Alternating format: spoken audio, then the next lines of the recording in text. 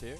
So today we are going to be drawing the alien from the Predator movies. And if you don't know what that looks like, then you clearly didn't see the thumbnail on the video. But I'm actually drawing the exact same picture as in the thumbnail.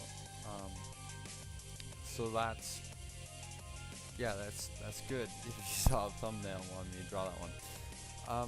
So the thing about drawing the alien from Predator, and I'm going to be dead honest with you guys, it kills your wrist by the time you're done. I think this one took me about an hour or so,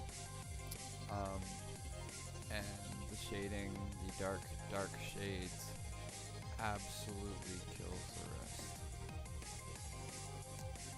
But the end product does look good, although I know I had to go back a little bit and darken up some areas because you have to use really dark shades for the whole alien, because obviously it's supposed to be creepy and scary.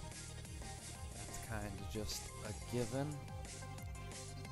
But things you should know about drawing him is that the teeth can kind of be a pain, especially on the bottom where you see it kind of wrap around there. That can kind of be a pain to draw. Luckily I didn't mess it up too much, so it looked pretty good. Other things you should know is that just shade how you want to shade. I mean, I'm using a mechanical pencil.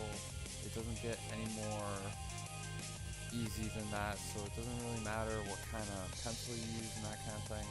However, I think definitely with this drawing, with how much black there is in it, you could even use a Sharpie if you wanted to, or something like a black pen, you know?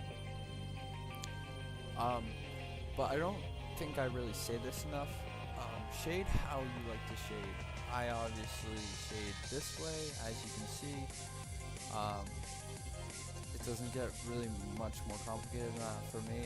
That's just how I like to shade. I figured out how I wanted to do it. I went into art class, I learned how to do it by myself. The teacher had his points, but I didn't always listen to the teacher, which I guess isn't good to say, but you know, that's what I think is learn how you want to do your own stuff, because I kind of did my own thing, you know. I went into art class and they're like, oh, go draw something outside, and you're kind of like, okay, I will, and you don't really get a kick out of it.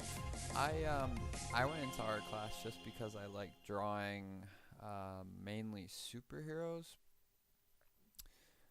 However, obviously I want to draw an alien today, but you know, we all get into classes for different reasons.